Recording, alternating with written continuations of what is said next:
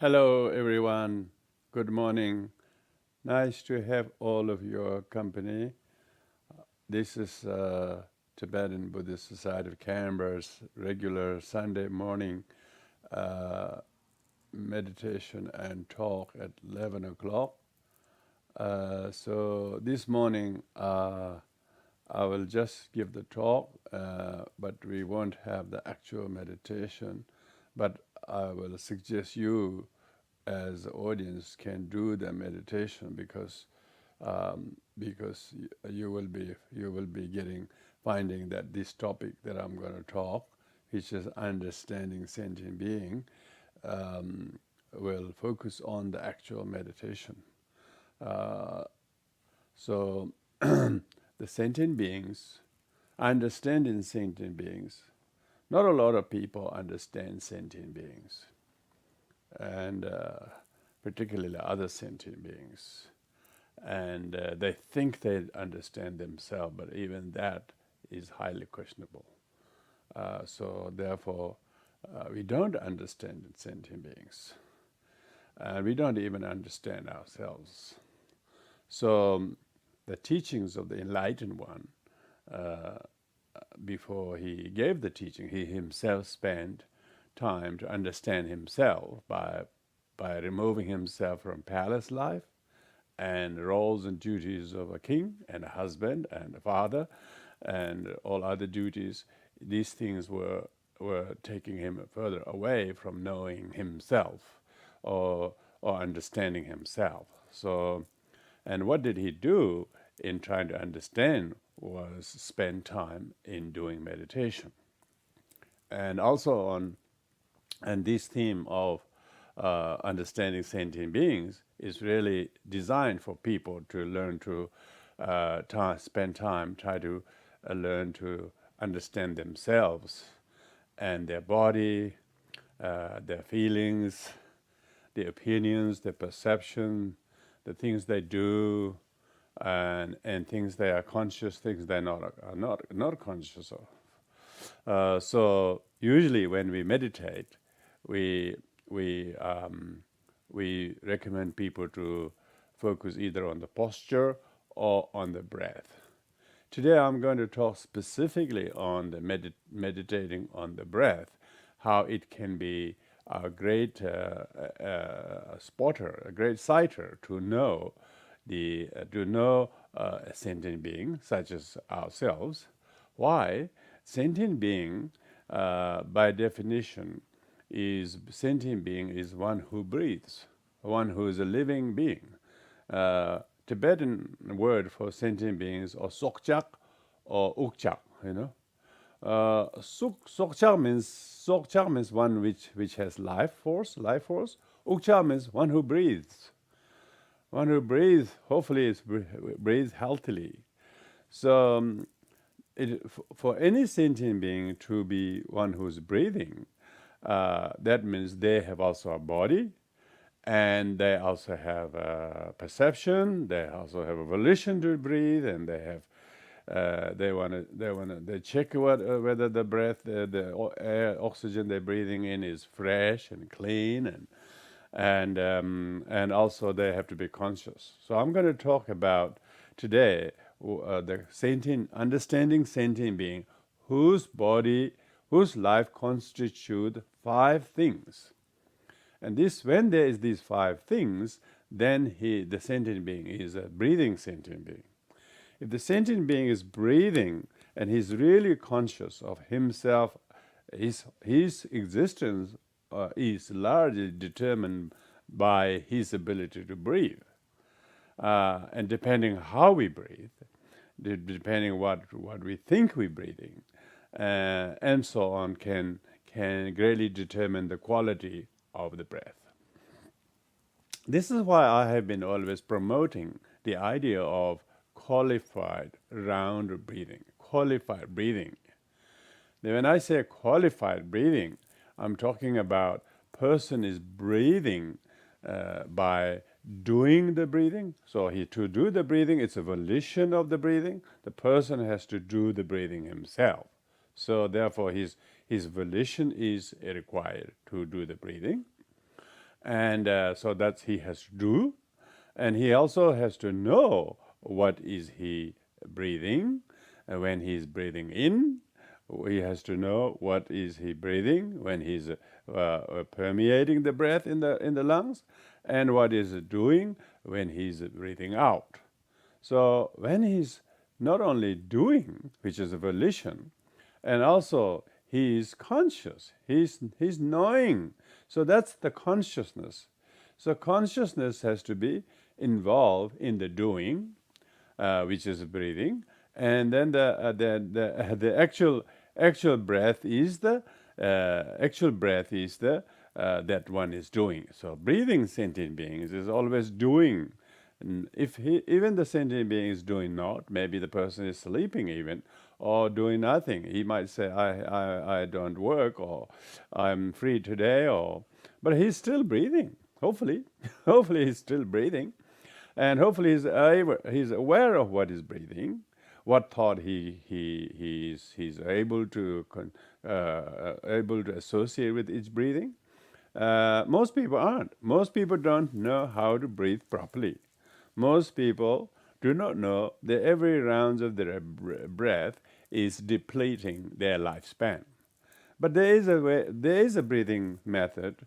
By doing so, they will not necessarily deplete their lifespan, but they may able to conserve their lifespan, and therefore increase the quality of lifespan. So therefore, when you do talk about mindfulness breathing, we are having to use the body. Of course, without the breath you can't breathe. Without the body you can't breathe.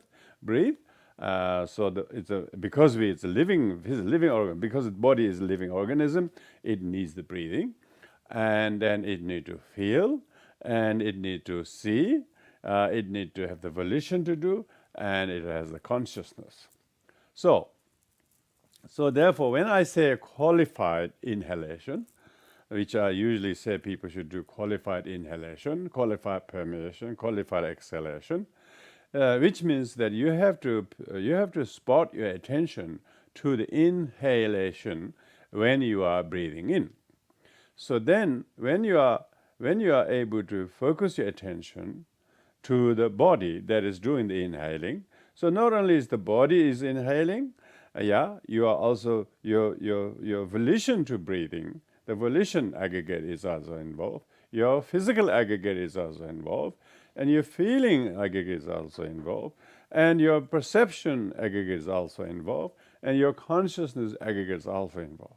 So when Buddhism talk about 5 aggregates, these 5 aggregates means any sentient being, whatever they are doing, usually all of these 5 aggregates are aggregated. They all have to work together in consonant.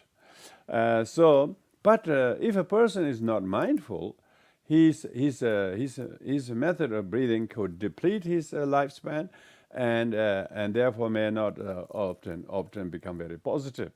So this is why we have to understand sentient beings. Sentient beings are breathing sentient beings, but you cannot understand breath of other sentient beings, because we don't have the access to other people's breath.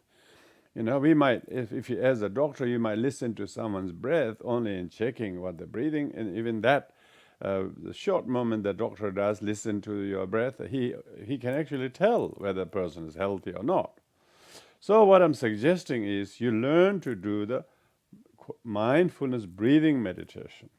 When you're doing the mindfulness breathing meditation, you can understand what are you thinking, what are you feeling, why are you feeling the things you're feeling, where does that come from?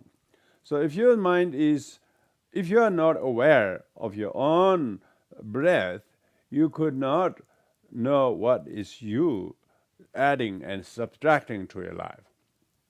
So that's why, going back to the Tibetan word ukchak, ukchak means the one who breathes. So one who breathes needs to know he breathes. So that's why usually when you do the mindfulness of breathing, you actually need to, in Buddhism when we say mindfulness of body is actually is not sitting correct posture and that your body is a constituent of all these things that are not that's from skin all the way to marrow. Becoming more analytically about the body and its constituent is also mindful of the body in terms as far as knowing anatomically what the body is. But from the Buddhist point of view, when you do the mindfulness breathing, you need to know when you're breathing in. Today I'm going to talk about in relation to the how much we understand the breathing sentient being. If you understand the breathing sentient being, you will know this is the highest level of mindfulness. You will know the body is but not self. Body is but not self means the body is made out of many constituents, when we confuse thinking I am my body, people become all of the sufferings people have physically. They come from thinking they are the body, but we are not the body. So therefore, it is very important that when you breathe in or when you breathe out. So I'm talking this in an example. It's good to inhale mindfully that I'm not body, and you can also exhale that I'm not body. So body is not self. This is very good mindfulness because it's a correct, totally in agreement with the Buddhist philosophy that there is no self. But in order to understand that sentient being is not the body, we need to know the body is not self. Because if you really look at it, if you look mindfulness of breathing in carefully or breathing out carefully, when you see your lung and your kind of a respiratory system has to be there in conjunction with a body, in conjunction with your feeling, in conjunction with your consciousness, in conjunction with the volition. So therefore, the body by itself does not live. Body only lives when it has all the four other aggregates, particularly consciousness in the body, whether you have water, whether you have temperature, whether you have breath. All of these things are totally dependent. So the body is not self. This is very important mindfulness. Because people often think body is self and then body is mine. This kind of a misconception of the body is not understanding sentient being. Because sentient beings don't understand themselves because they think they are the body. And because they think they are the body, they also think the other body is also others. They don't realize that our body is not self. Our body does not constitute self. Our body is merely labeled with the name of you and me, but actually the body itself is not self. Body itself is body. Its body means it's a constituent of many, many anatomical parts from your skin all the way to your bones and flesh and liquid in the body. Our body is mainly a body of liquid. And a body of liquid, you don't say I'm liquid, it sounds a bit funny when you say I'm liquid, but actually we are no more. Majority of our body, most high percentage of the body is water. So we are basically liquid. We are not body, but yet people become so obsessed with themselves being the body that is too tall or too thin or too fat or too not having the right nose or too having too high a cheekbone or too sunken an eye or too pointy a nose. Most people are misunderstanding themselves with body or parts of the body. So mindfulness of the body in Buddhism is that I'm not the body. Body is not self. This is mindfulness. If you're breathing in, if you're breathing out, and you can say I'm not body, body is not self, you can exhale. So when you do that, that's called mindfulness body, okay? That's really good because then you're understanding sentient being's body is not self, not sentient being self. Sentient being's body is just like the what you call guest house. Sentient being's body is the guest house. Guest house is not a guest, We are only here, we only have some limited tendency with the guest house. So the guest house is the body. We are not the body. We are only one who's staying here temporarily. Who knows how long is your lease? The body is not self. Body doesn't have any, so therefore mindfulness breathing in, when you say, for instance, if you're breathing in now, you just think, I'm not body. You just breathe out, I'm not body. I'm merely labeled John or Judy or whatever name is, merely labeled to this body is my name. But the body is not self. Breathe in. Think like that. Breathe out. Then whatever kind of a fixation you have, the thinking I am the body, will be eliminated, because you are breathing in, I'm not body. You're breathing out, I'm not body, but I'm merely labeled. I'm merely labeled as a Peter or Mary or whatever the name is. We just say, I'm merely labeled this, but this merely labeled to this body is this name, but it is not self. It's very important to do that. Then you will understand, you can understand sentient beings are not the body. Sentient beings are merely labeled by convention, by other people. If others don't exist, we don't even have the label. So we are not really the name. We are not the body. We are a composite. We are just made out of compost, if you like. We are composed of many non-self. You're starting from the fingernails to the body hair, to head hairs, and skin and flesh, and all of that. So when a Buddhist practitioner is breathing, they say, I'm not the body. Because then you have also the pain is not that. Pain is much easier to deal with, because the pain is much harder to let go if you think I'm body. And because of that, the pain becomes part of the body. You cannot actually create a space between the body and the pain and the self and the body. When the body is not self, the self is not the body, nor is the pain that is the body. So each of them are related, but they shouldn't be mistakenly thought the body is self. So therefore, just do right now as I'm explaining. You can breathe in, my body is not self. You can breathe out, my body is not self. You can say, breathe in, my body is, my name is not me, my name is not self, my name is label of the body, which is not the self. So it's very good to meditate on no self in relation to the body. Because in actual mindfulness body in the Buddhism, the whole idea is to realize no self, body is not self. Now the second aggregate is a feeling, which is, so the feeling that you inhale, maybe you feel a little bit blissful or relaxation. When you inhale, very positive thoughts, breathe in something good, and then breathe out maybe also something good. So because you can breathe something difficult that you don't want to keep it in a go.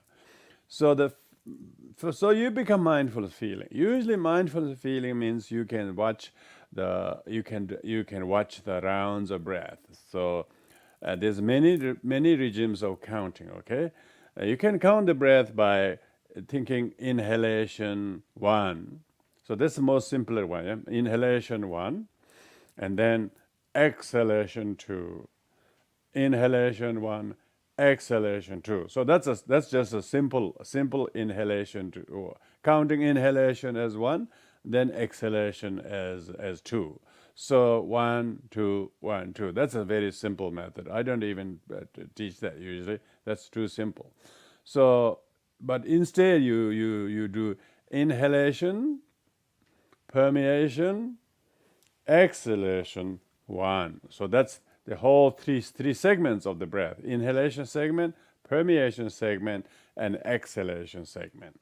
So when you inhale, then you permeate, then exhale, and then at the end of exhale, 1, then you say 1. And likewise, inhale, and then permeate, exhale 2.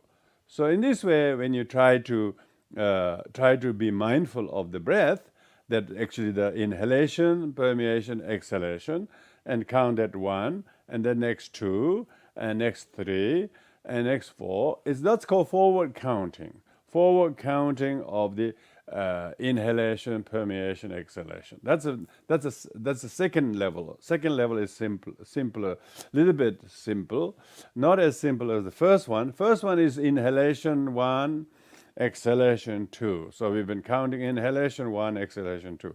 But the second one is you do the inhalation, permeation, exhalation 1, and then forward you do another one of those, what we call round: inhalation, permeation, exhalation. That's the second round. That's 2, and then next one: inhalation, permeation, exhalation. That's 2. So that's called round. But they're not qualified round breathers. So the third level is the qualified round. Qualified round breathing is that when you inhale, you need to be focused on 4 things: doing the inhalation, which is physically inhaling, and consciously knowing what you're inhaling. Maybe you just think of something positive, kindness, gratitude towards your mom or father or someone in life. Inhale. So you're not consciously inhaling and doing the inhalation too.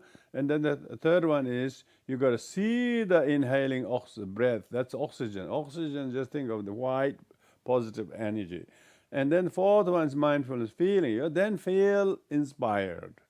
So I call that qualified inhalation because it constitutes the 4 things: doing the inhalation, knowing what you're inhaling, something positive, seeing it as white body of oxygen, and feeling inspired. So these 4 things: doing, knowing, seeing, feeling, all together with the inhalation, that's called qualified inhalation. So now you have qualified inhalation, then you do the qualified permeation. Permeation is the oxygen that you actually flooding through your whole body as much as you can, and you do that also what we call firstly doing the actual permeation. Doing the permeation is the oxygen. You just spread the oxygen, flood the oxygen through your lung and everywhere as much as you can. So that you have to consciously that you are permeating. So that's the doing mindfully. The knowing is it touches everywhere, nooks and crooks of the body, or the muscles, the tensions, the back and the front, the top, wherever you need it. Just imagine you know that it has reached and flooded everywhere. Okay, that's knowing. And the third one is seeing mind. You should see the blood cells become liquefied, become vibrant by the oxygen going in the blood. And so the blood that is dry, otherwise a little bit dull and thick, is become liquefied. And then you feel completely, the red blood cells and your whole interior nervous system become completely flooded. And you can see the red color spreading your body. That's called mindful seeing when you permeate. And then when you then you feel rejuvenated, you feel re-energized. So that's a qualified permeation, yeah? Qualified permeation. And then third one is qualified exhalations. Qualified exhalations is firstly mindful of doing. You got to exhale. You got to exhale the tiredness, the sadness, the worry, the anxiety. So don't just exhale without knowing what you're exhaling. You're exhaling carbon of tiredness, sadness, hurt, pain, or worry, or sickness, or whatever. You just consciously know what you're exhaling. So you're doing exhalation, knowing what you're exhaling, and then see what you're exhaling. The carbon coming out of your body, dark, dense energy leaving as you exhale. The carbon becomes dark, dense energy leaving you. And then mindful feeling is feel relieved. So if you did all of that with each of them, inhalation, permeation, exhalation, that's called qualified round of breathing. So we call in Tibetan kukpa. Kukpa means one round. So one round that actually has the round constitute of doing, knowing, seeing, feeling of the inhalation, doing, knowing, seeing, feeling of permeation, and doing, knowing, seeing, feeling of exhalation. So when you have all of these, your all 5 aggregates are involved. Why? Because the doing is the physical. Doing is the physical. And then knowing is the consciousness. You're consciously inhaling, exhaling, and then seeing is a perception. Your perception is completely involved, and your whole action of doing all the above is volition. And then you feel, then you have mindful feeling. So all the five aggregates, physically doing, yeah, and with the volition of the breath, with perceiving what to inhale, that is white, that is exhale, the carbon, and you're conscious of that, and feeling the benefit of inhalation is inspirational, and feeling that benefit of qualified nature of permeation is you feel rejuvenated, and the benefit of exhalation is feel relieved. So when you do that, your mindful feeling, mindfulness of breathing, now constitute the what is called mindfulness actually feeling. So not only of course people say, oh, you're mindful of inhaling, you're mindfulness, you are mindful of exhaling, you're mindful, but that's just basic mindfulness. True mindfulness of feeling is all feelings are impermanent. You should think like that. All feelings are impermanent. All feelings, even very, very positive feelings, pleasant feelings, you shouldn't get attached to them. All unpleasant feelings that you think is there, you shouldn't worry about them, and particularly those feelings from the past. So you have to make them impermanent. All feelings are impermanent. So then you are actually saying, like before we said, body is not self. Now, feelings is not permanent. So there are 5 no's. Body is not self. The feeling is not permanent. Yeah, feeling is not permanent. So feeling is not permanent is very important, because people are always keeping those feelings. Not because there is feeling to keep, but they are regurgitating. They are making again and again.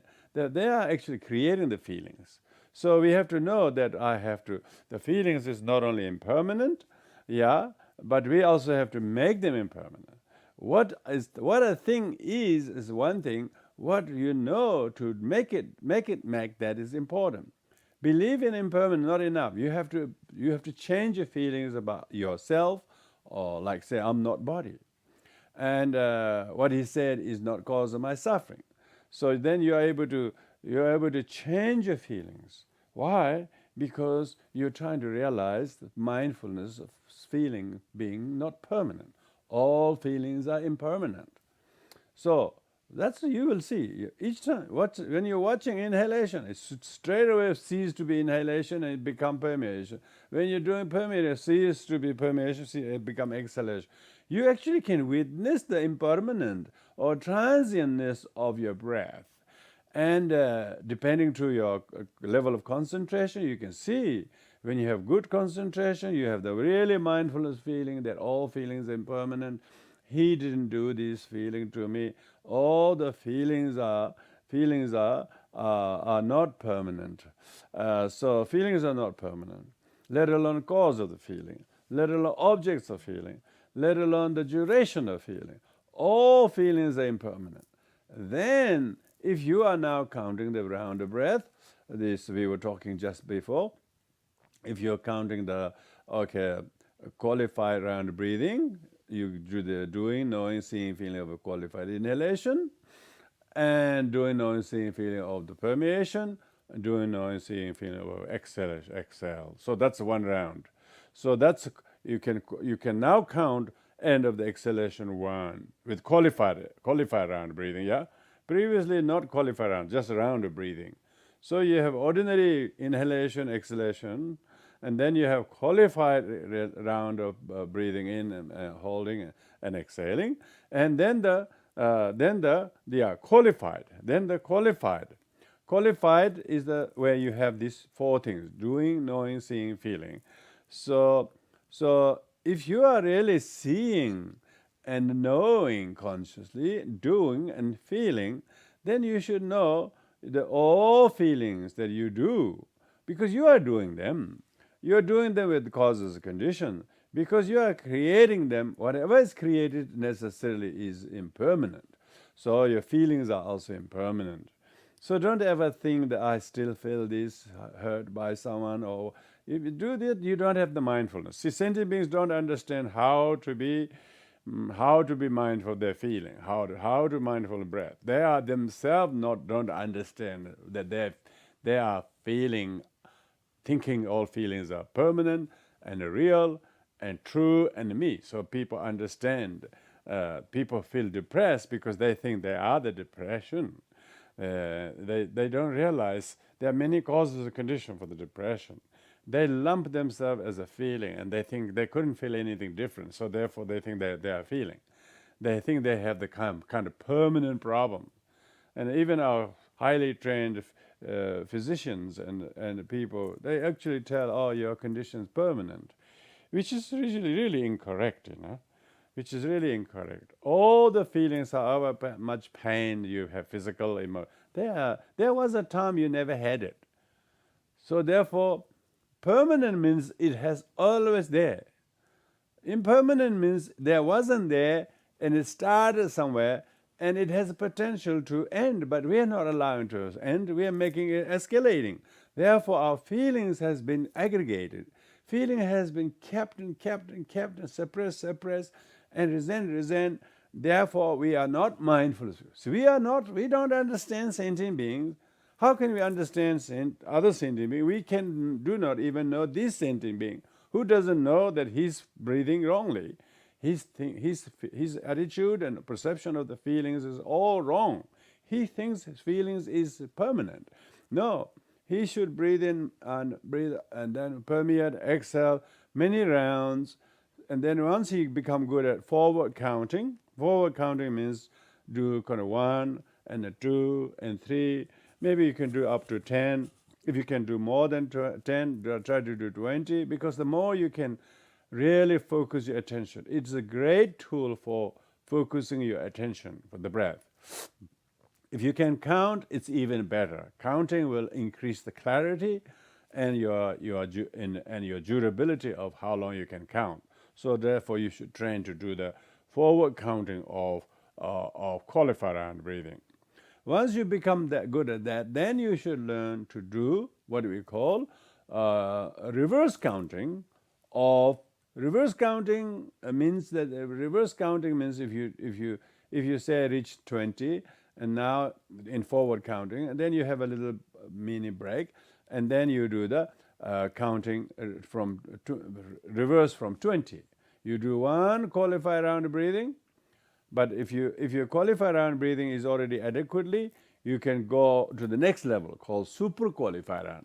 Super qualified round breathing is where your mindfulness of doing is super qualified. You're doing so well, and it's not shallow. No, your breathing is very deep and very, very, very conscientious. So you're doing mind. So super qualified doing inhalation, super qualified knowing what to think, super qualified seeing what you're inhaling, super qualified feeling what you're inhaling.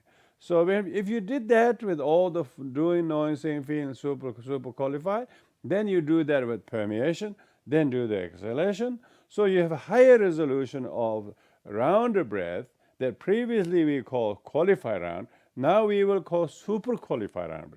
Why? Not only the nature of your concentration and clarity and stability of your concentration when you're doing those 3 segments of breath is brighter, but also you're able to count reverse. When you are able to do the reverse counting, that is from going backwards. From when you finish 1 good super qualified round of breathing, you call that 20. And then you do the next. After you do the next, you call that 19. And then you do the next, you call it 18. So this idea of having to count reverse require you to do additional higher resolution of concentration, and therefore you become much more aware of your feeling, your feelings and objects of feeling or things are all impermanent. That's a real mindfulness. Now you are really mindful. You are mindful of all feelings impermanent. Not only that, you are able to empty your past negative thoughts or feelings. It's ridiculous. That's really, we didn't understand what we were doing to our body, our feeling, our perception, our volition, by keeping resentment and anger or things like that as if that is still you or that is still what you have. You don't have anything. You just think you have, but you are just completely mistaken. So therefore, sentient beings themselves do not understand themselves. They are nursing negative feelings, and they judge. They are almost like suppressing certain negative feelings, and they have no intention to get rid of them. So that's sentient beings don't understand even how to breathe. So therefore, they don't understand sentient beings. So if we understand sentient being, we should spend more time with the first person sentient being and make him or her to not become attached to their feelings as being there or still lingering. They're not. It's just the wrong view makes oneself think my feelings are permanent and I have this permanent damage, and it's kind of people saying, oh, you got a permanent condition. No, there's no permanent condition. Permanent condition has to be there right from the very beginning, however long time ago it was. You can't develop the condition in 20 years ago or 30 years ago. Even that is impermanent. So therefore, all feelings are impermanent. This is very important. This is real mindfulness. These can enable us to have feelings. Even if somebody angry at you 10 years ago, you understand they are not the same person. They do not think the same as you think they do. So therefore, you do not hold your view about them the same. So change your feelings. Make the inhalation, permeation, exhalation a skillful way to change and transform your feelings. Mindfulness feeling is to know all feelings are impermanent. So now recap. Body is not self, permanent, and feelings are impermanent, not permanent. Now the third is perception. When you're breathing, doing this qualified round breathing or super qualified round breathing, whether you count in forward or count in reverse, and you're actually doing a lot of perception. Usually you see something and you think that is something. What you saw is what is you saw something. They say if you see something, say something.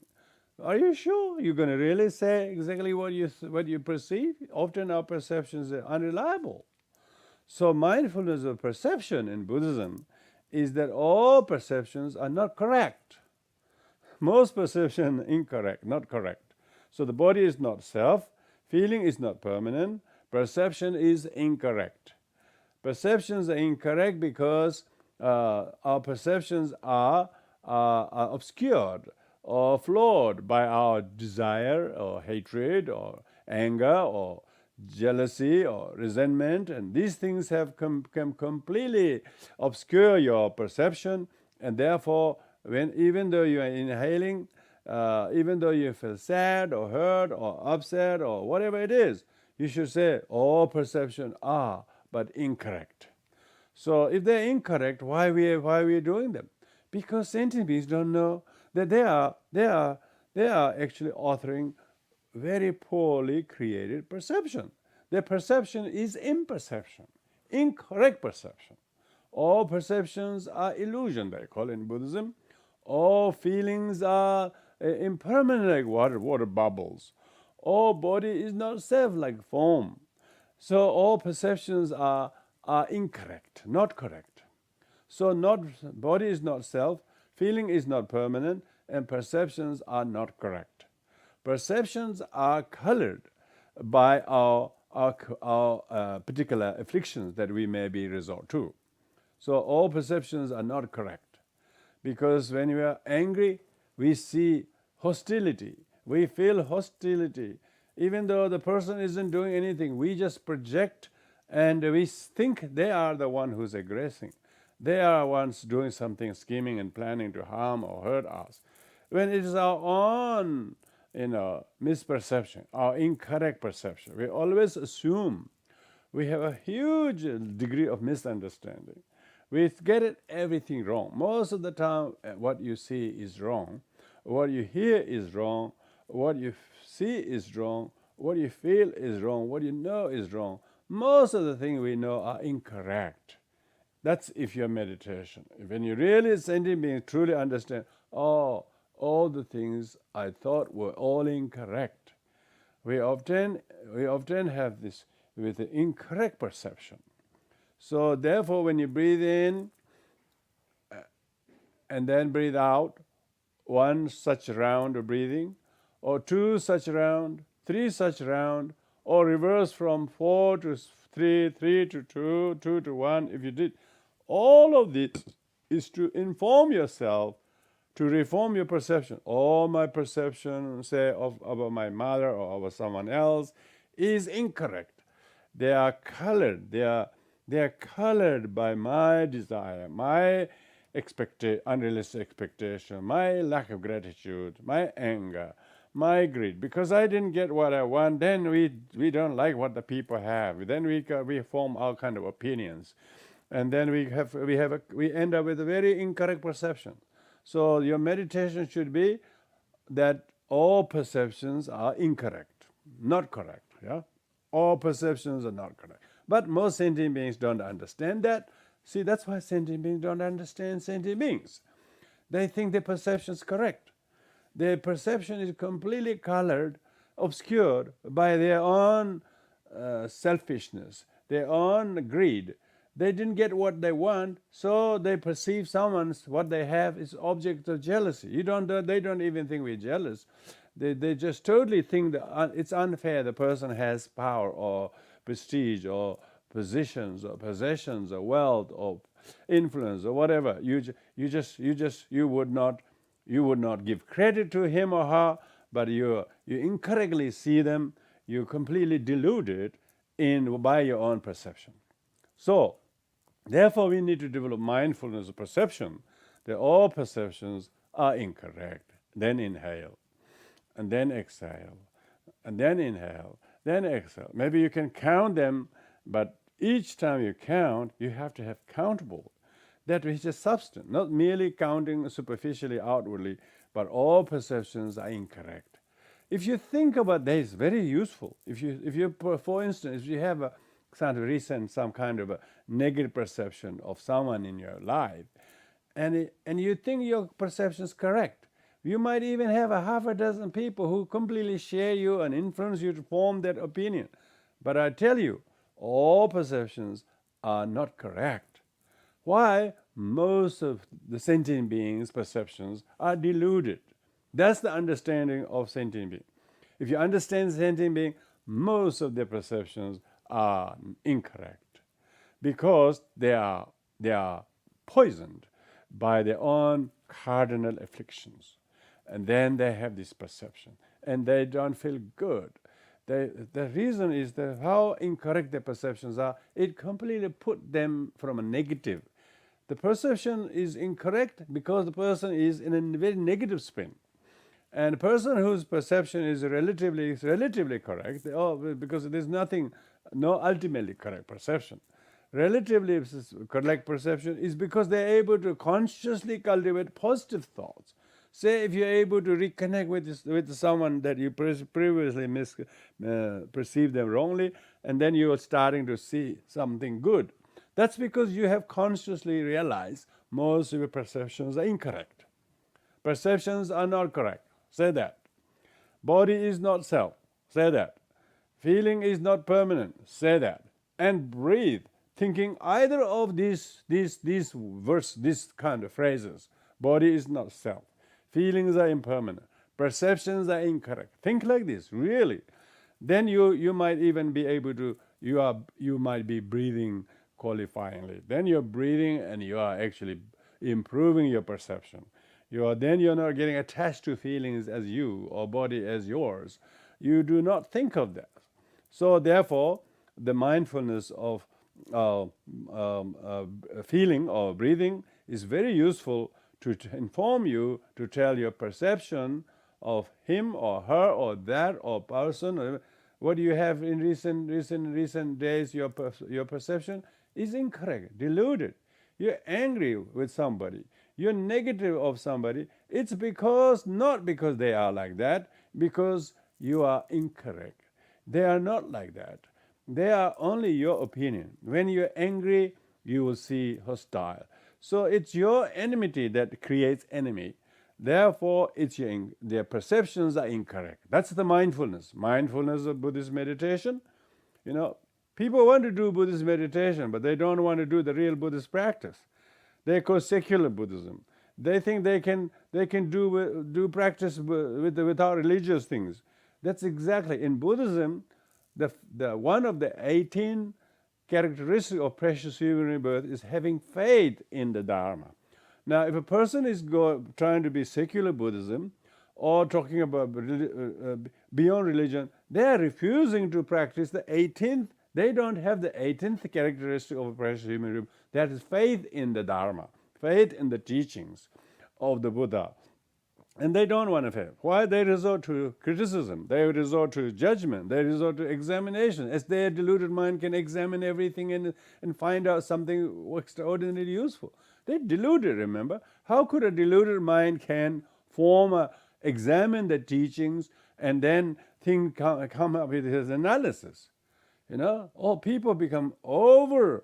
This analysis or analytical examination is overrated. They think that faith is some kind of a drawback, and analysis is the great strength.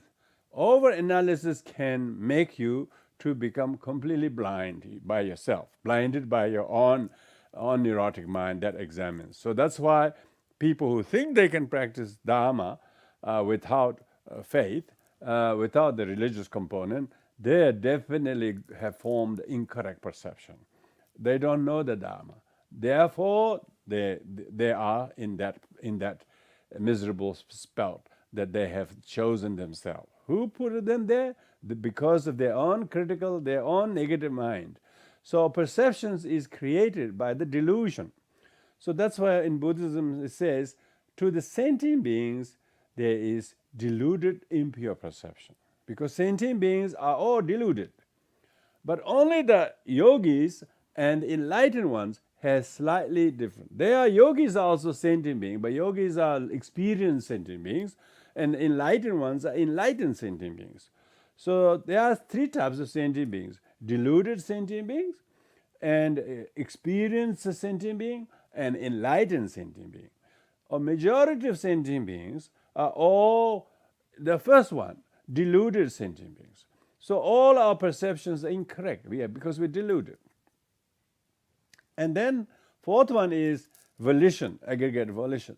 Your volition means that whether it's physical volition or verbal volition. Volition means action, words, and deed. Action, words, and thoughts. Thought is mental volition, words is verbal volition, and physical action is the physical volition. So, whatever he did to you, or whatever you did, we think it's independently he did to us. So we are not mindful. We don't understand sentient beings' action.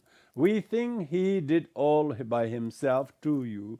Therefore, you want him to be responsible for all your misery, which is completely questionable. Because how come what he does is causing you suffering? It means actually he is never independent cause of your suffering, nor are you the independent cause of your suffering. So therefore, mindfulness of volition aggregate is all actions are not independently produced. So that means now you're mindful. Because when you're not mindful, you think all actions are caused by one person. One. So there's always looking for the witch hunting. Who did it? And always looking for that. They are either they blame others or blame themselves, thinking the other did independently, the oneself did independent. No, that's wrong. That's incorrect. That's mindless. Sentient beings don't understand when they try to seek to blame and prove somebody wrong. They should know that all actions are dependently produced. So all actions, all volition are mindfully, not independent. Body is not self. Feeling is not permanent. Perception is not correct. Likewise, volition is not independent. Volition is not. This is a very, very important meditation. This kind of realization is Buddhist meditation. All volition. Even if somebody threw a stone and broke a glass, you still, if you have mindfulness of action, that breaking of glass is not entirely his fault. It's a dependent. It's a dependent origination. Everything is a dependent. Everything is not everything is not independent. Okay, he could not independently break the glass. Independently cannot break the glass. Breaking of the glass itself is dependent. Breaking of the wall is also dependent. You can't break the wall with the thing that you break the glass, for instance. That shows they are dependent. Depending what object breaks the wall. You can't throw a golf ball to the wall and expect to break. You can throw that to the glass. Some glass may break. There's all this. You look at the demolition companies when they demolish big buildings. They bring huge balls of iron and then use those bulldozers and the cranes to hit. That shows that it totally dependent to the size of the thing which you can break. So all actions are not independent. That's the real mindfulness. If you don't understand this, you will misunderstand in sentient being. You will think, he did this to me. And people even do try very hard to prove that someone independently did this to you. And even society, joins in the crowd trying to prove that, and only to create themselves and everyone involved more problem without solving the actual problem at all. Why? Because they are wrong. They're not mindful. All things, all happenings are dependent origination, not independent. So mindfully inhale, all actions are not independent. All things you achieve is not independently by yourself. All things you failed, all not independently done by you. Which is a great grace to say that, because people are blaming themselves as they are the one who messed it up. Or they think it's someone else did this to you or to me, and they go great length to exacerbate the problem, thinking that someone independently made it. No. Mindfulness of living is all actions, words, deeds, or thought are dependently produced, not independently produced. Then you're breathing in, then you're breathing out. Number of rounds, 30, 60 forward counting, 60 reverse counting. If you did that, then it will promote your awareness, mindfulness. All volitions are dependent. All volitions are not independent. So you can inhale, all volitions are dependent originally. All volitions are dependent, exhale. So inhale, independent. If you think it's all no volitions are independent. All volitions are dependent. So when you alternate like that, when inhale, exhale, then you count, then becomes very, very useful. You have to develop your own skill, how to meditate. There are this kind of suggestion in the sutras, in the Buddhist sutras, how you should count forward, count reverse, or count the odd number, 2 as a 1, or 4 as a 1. You do 4 rounds and count as a 1, and then another 4, the count as a 2. You can do various techniques in order to make yourself become more mindful of these things. Mindful of body not being self. Mindfulness of feeling being not permanent. When you do that, then you no longer suffer due to attachment to the body as me, or feeling as permanent, and perception being correct, because they are all opposite. They are not permanent, they are not self, they are not correct.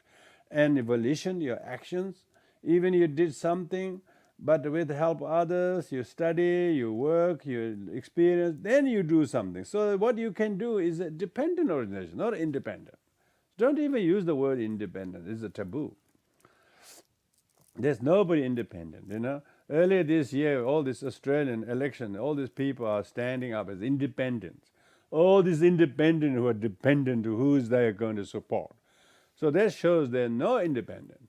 Independents are actually very dependent on us, because there's so many other things they want to be independent, not because they're independent. So even independent is dependent on many things. So likewise, you should meditate mindfully. The breathing you do, inhale, breathing you do, exhale, you should think, nothing is independently produced. That's very good. And then inhale. All things are dependent. You exhale.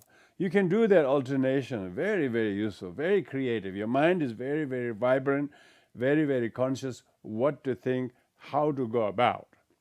And the last one is the fifth aggregate, the consciousness. Yeah.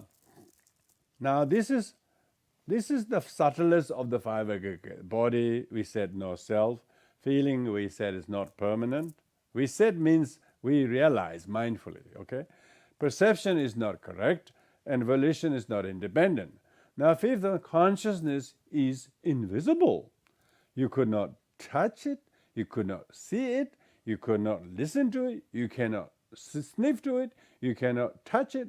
So consciousness is a contradictory. Consciousness means when you are conscious, when you're very mindful, consciousness is not self. Consciousness is not permanent. Consciousness is not even visible. You can't say your consciousness is red, his consciousness is blue. The consciousness is not visible. So it means consciousness is, when you look into consciousness, you can't find the consciousness. So consciousness is not findable. You can find the shoes, but you cannot find someone's consciousness. So consciousness is unfindable. This is now subtle meditation.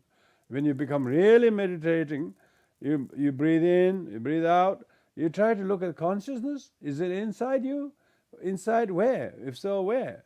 It's like consciousness is the illusory nature of yourself. You seem to be conscious, but you do not see the consciousness itself in any form, color, shape, size that five sense organs can be stimulated by. So consciousness is not visible. So in this way, when you are able to do the mindfulness of breathing, you are able to understand sentient beings. Sentient beings are breathing sentient beings, and they're breathing because they have the body. They're breathing because they have the body through eyes they can see, from the ears they can hear. So there's a perception, yeah?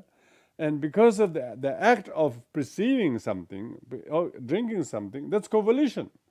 So you can see all the five aggregates are there. And when you do the mindfulness of breathing, for instance, when you're doing the mindfulness of breathing, you're breathing in from the tip of the nostril, going in the nostril, going through the throat, going in the lungs, and all these different bits and pieces, what we call body, is actually affected by the breath.